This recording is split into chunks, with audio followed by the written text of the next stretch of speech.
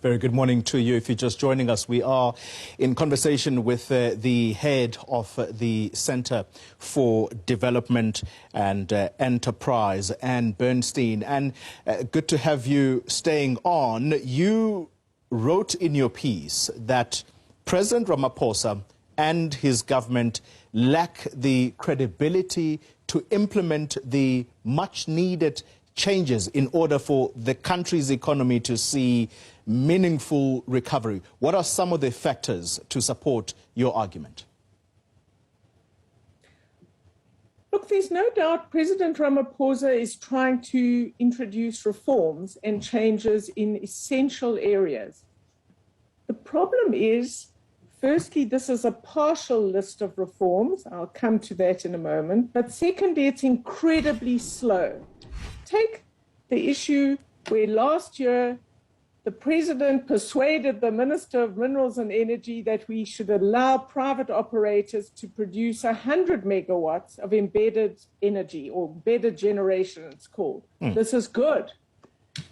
But it's not happening yet. We have an enormous plethora of regulations and rules and all sorts of things in order to enable this, which means this investment is not taking place. It's much too slow. And you can go through a number of other reforms like that. We're finally getting to the spectrum one, that's good, but there are others that aren't. And anyway, some of these reforms are so partial. So yes, we're going to bring in private sector to some ports, but it hasn't happened yet. And it won't be full competition where we're really going to bring down prices and improve efficiency, which is what we need to do to be globally competitive. It's going to be some kind of other arrangement. And so all the time it's on this reform list of the presidents, we're making some progress, but it's unbelievably slow. And often it has to be driven by what is a corrupt and decaying state. But it's really important to understand, in addition, there are other things happening at the same time. So there are other activities being proposed by government that are anti-reform, in my view, from expropriation without compensation, which limits investment in rural and urban South Africa, which the bills are coming this year, to an inadequately conceived and unaffordable approach to national health insurance, to a really inadequate approach to skilled migration, which the country desperately needs skilled people to help drive growth. And I can go on, fixing the mining environment so that we can get new investment in exploration. All of this isn't happening. And I wonder if the comments of the next person I'm going to tell you about will go some way to support your argument.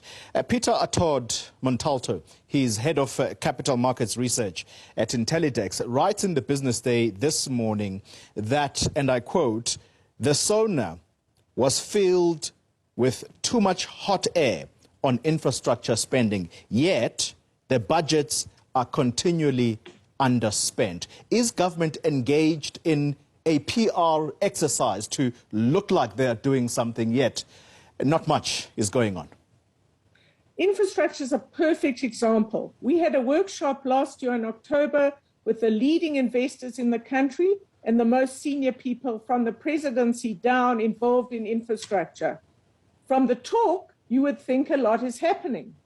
But the head of the Banking Council, CEO of Investec, said there has not been one significant infrastructure project since 2018. Dr. Ramaphosa and the President's office said, I'm really working on 50 projects, but this will take a long time before they come to market.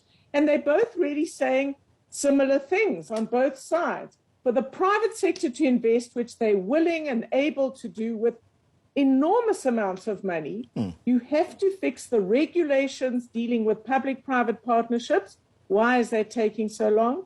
You have to restore, I don't know what to call it, the rule of law in South Africa. The construction mafias and destruction of infrastructure are inhibiting factors for investment. And there are a number of other things. So there's lots of talk, But in terms of significant public-private partnership, almost nothing is happening. And in terms of government expenditure on infrastructure, I agree with Peter. It's not nearly high enough. So we come back to what you were pushing me on earlier, a failing state, a failed state, an almost failed state, can't drive South Africa's economic recovery. We have said that since the president released his economic recovery plan in October 2020, we said the central flaw of this is that it's built on a capable state, and we don't have one.